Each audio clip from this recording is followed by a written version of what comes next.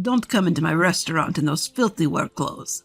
There's no seat for a construction worker like you, so get out. The sushi restaurant master chef raised his voice, trying to kick me out. I was more astonished than angry. Understood. Then I'll have to cancel our deal for now. The master chef tilted his head at my words, then glared at me. I don't know what you're talking about, but get out quickly.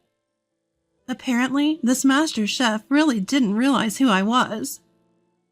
As I was about to leave, a certain person entered the restaurant and spoke to the master chef. I saw that person's face and instinctively shook hands. My name is Franny Elwood. I'm working hard every day at Elwood Remodeling Company, which I inherited from my father. I'm still inexperienced, but many customers praise me for being as skillful as my predecessor. Today, I managed to handle a large remodeling contract for the first time, and I finally gained confidence in myself. Was it tomorrow that you were going to eat at the master chef's restaurant that was recommended by a customer? Yes, but if Dad were here, it would be obvious that I came to check it out. This time, it's a reservation for me alone. When this job is over, you'll treat me to a meal, right? I couldn't help but laugh at my father's hearty laughter. I haven't been able to repay him for all the help he's given me, so it wouldn't be bad to do something like this once in a while. By the way, this customer was referred to me by the person who gave me the large contract the other day.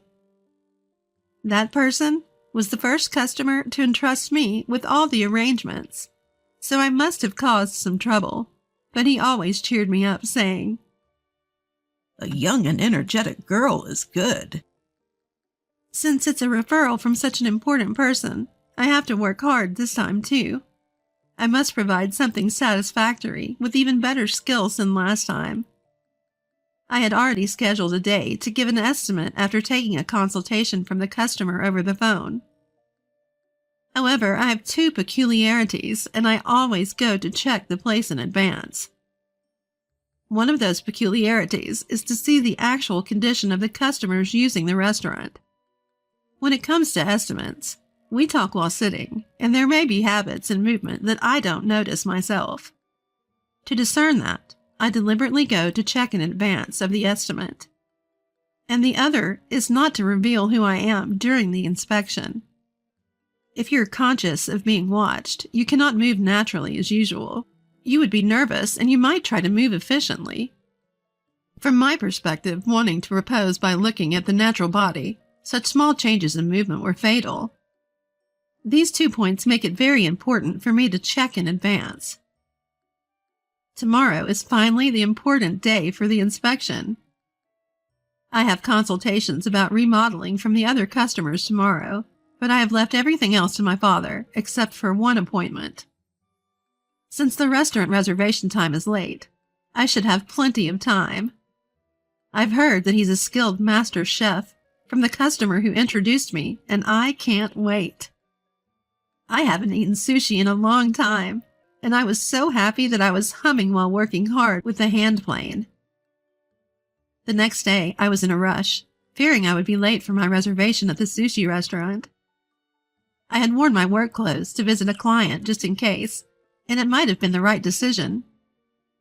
The client who wanted to discuss a remodel was elderly, and I had to explain the same details repeatedly, taking up time until a family member living with them returned home. If I hadn't been wearing my work clothes, they might not have understood that I was from Elwood Remodeling Company. I had planned to change into casual clothes before going to the sushi restaurant, but there was no time for that. I wasn't dirty at all from today's consultation, and although my appearance might be a bit off, I had no choice but to go as I was. Besides, the restaurant was fully reservation only, so if I missed today, I wouldn't be able to visit for an inspection before the estimate. After some hesitation, I reluctantly headed to the sushi restaurant in my work clothes. A 30-minute drive. I barely made it on time. Opening the door to the restaurant, a female staff member noticed me with the sound of the bell on the door and was about to guide me when Master Chef's loud voice echoed through the restaurant, Hey, don't bother showing her in. The female staff looked surprised, her eyes wide, glancing back and forth between my face and the master chef's. I was also confused, not understanding why he suddenly spoke to me that way. "Excuse me, I'm on time for my reservation. Is there any problem?" Without even looking at me, the master chef opened his mouth. Don't come into my restaurant in those filthy work clothes. It'll ruin the reputation of the place. I admit it was wrong of me not to change out of my work clothes, but I didn't do anything dirty at work today, and there's no dress code here. Before I could finish, the master chef glared at me and snapped. Excuses won't help. We don't have seats for construction workers here. You'll bother the other customers, so get out of my restaurant. The master chef's rude words and snorting laughter made me angry. But I calmed down when I saw the confused female staff member. Starting a fight here would only cause trouble for the restaurant and other customers. I bowed slightly to the master chef. "I understand your feelings. Then I'll have to cancel our deal for now." The master chef tilted his head, perhaps not understanding my words. He must be quite unintelligent, looking down on customers based on their profession. With a gesture, as if shooing away a bug, the master chef waved his hand. Don't waste time talking nonsense, and you, don't just stand there. Get her out quickly. The female staff member's shoulders shook, surprised by the sudden shift of blame. Seeing her face about to cry, I felt sorry for her, and handed her a handkerchief from my bag. From what I could see, the master chef's intimidating behavior might be a daily occurrence. I was utterly disgusted and reached for the door to leave.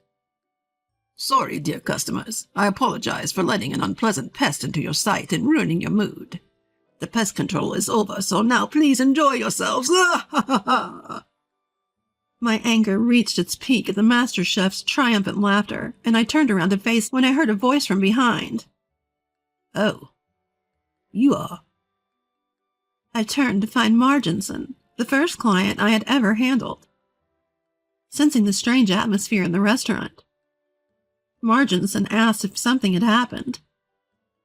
Before I could answer, the master chef hurried over. Sir, I'm sorry if I caused any inconvenience. There's nothing wrong. Besides, this customer is about to leave. Come, please have a seat here. Wait, is Marginson your mentor? Master chef? I was surprised when the master chef referred to Marginson as his mentor. Marginson nodded affirmatively to my question. Yes, that's right. This guy was incredibly slow to learn. It took a lot of effort to make him competent. Well, now he's running his own restaurant. My proud protege. Marginson laughed, and the master chef joined in with a forced smile. It seemed Marginson was unaware of the master chef's true nature. While he acted humbly towards his master, Marginson, it appeared that the sense of liberation from becoming independent had led him to adopt a careless attitude towards his customers. By the way, I'm the one who introduced her to your shop. Thanks to your remodeling, our work efficiency has improved significantly. And we're getting more compliments from the customers about the beautiful counter. Thanks for the great work. Marginson takes my hand and shakes it, expressing his gratitude. I shake Marginson's hand back, feeling a bit shy. The master chef watches us with a pale face. Wait a minute. Who is this girl? The master chef's words made Marginson frown. What do you mean by this girl? This person has helped me a lot. Didn't I just introduce you to this shop the other day? Isn't that why you came here today for a meeting? About that, as of now, I have no dealings with this shop. Wait, why? Marginson is shocked by my words and raises his voice. He must not have expected this turn of events and wants to know why I stopped the transaction. That is, I'll discuss it with this person later, so don't worry, master. Please take a seat over here. The master chef, finally realizing the gravity of the situation, tries to interrupt me, looking quite flustered. He makes a fuss, trying to pull Marginson away from me and guide him to his seat. I laughed inside at the master chef's desperate behavior as I explained to Marginson what happened earlier. Like I told Marginson, I took the request over the phone, so he probably didn't know I'm the daughter of Elwood Remodeling Company.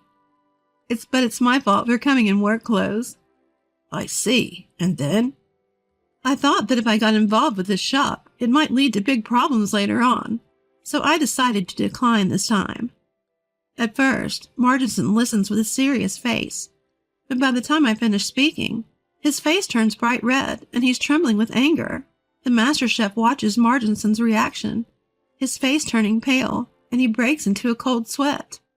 No way, dear customer. It seems there's been a misunderstanding because of my poor explanation. Of course we have a seat ready for you. Please have a seat. The master chef's desperate excuses are in vain, and Marginson heads silently towards the exit. The master chef with his large frame runs after Marginson, causing dust to fly, and I end up coughing. The master chef continues to try to calm Marginson's anger, but Marginson ignores him completely. After a few minutes of trying to appease him, Marginson finally speaks. The master chef brightened his face, thinking he would be forgiven. But the words from Marginson were cruel to him. Don't ever call me your mentor again. If people think you're my protege, it'll ruin my reputation. I introduced you to someone special who helped me because you were struggling with changing the interior of your shop. Now I feel humiliated and terrible. With a cold expression, Marginson spoke, and the master chef seemed to freeze. His movements completely stopped. He had been desperately apologizing, but of course Marginson wouldn't forgive him. Pushing aside the master chef who was blocking the door, Marginson left the shop. I didn't want to stay any longer, so I followed Marginson. On my way out, I let out the words I had been holding back. You only apologized to Marginson and never said sorry to me. You even acted like I misunderstood everything on my own. Instead of changing the interior of the shop, you should fix your personality first. My final words left the master chef utterly dejected, and he collapsed to his knees. I handed a little money to the female waitress as an apology for the commotion and finally left the shop. I had planned to indulge myself at the restaurant today, but my mood was ruined, so I decided to eat a lot at a cheaper place. I wanted to eat heartily rather than dine elegantly. I also told my father the name of the place we were going to and called him over. He seemed suspicious at the quick contact, but the moment he saw my face, he seemed to understand the situation. It can't be helped. Today's on me, he said, putting his arm around me and cheerfully patting my back. After we had eaten enough, my father asked what had happened. I hesitated for a moment, but gave in to my father's worried eyes and slowly began to tell him about the day. It seems like you had a terrible customer. My father is usually a strict person. His strictness comes from wanting me to take over the business properly. I've even been scolded at work for complaining, so being treated this kindly was a first for me, and I felt tears welling up. But that master chef, if he picks a fight with Marginson, he won't survive. What? Is he that great of a person? Of course, his protege has opened many famous shops. Marginson's own restaurant is a place where celebrities sneak in, and you can't underestimate his influence in the industry. I was astonished, not knowing that Marginson was such an important person. I had thought he was no ordinary person, but I never expected him to be such a big shot. If you anger him, you might be shunned in the industry. The life of that shop might be short-lived. Hearing those words, I thought the master chef was just unlucky, and I felt relieved that I had made the right decision to break off the deal at that time. A little while later, I heard from Marginson that the master chef's restaurant had gone out of business. Apparently, a customer who was present that day was furious and posted a video on social media of the master chef ridiculing me. The customer was in the middle of an important business dinner, and the other party was from a construction company. He posted the video with a caption saying, "My credibility plummeted for choosing such an unpleasant restaurant. and it went viral. People who saw the video identified the Master Chef's restaurant, and it spread further, with critical comments piling up in the reviews. Furthermore, the female waitress from that time apparently sued the Master Chef for harassment. It seemed my intuition was right, and she had been treated terribly all along. On top of that, once people in the industry heard that Marginson had cut ties with the Master Chef, they stayed away, and the Master Chef was forced to close down crying. All that was left for the Master Chef was compensation for harassment. Even if he wanted to restart in the same industry, regaining lost trust would not be easy. Marginson said he would overlook it if I forgave the Master Chef, but since there was still no apology, I politely declined. Given the situation, the Master Chef might come yelling that it's my fault before even apologizing. Well, if that happens, I'll just chase them away with the body I've built through daily workouts. As for me, since the work clothes I wore that day had the name of my shop on them, I received a series of consultation calls. People were impressed with how I carefully assessed customers and committed to my work. While the Master Chef was driven to ruin, that video turned out to be a blessing for me. Thanks to the video, my schedule is booked for several months ahead. With the increased income from the additional requests, I plan to take my father out for a meal this time.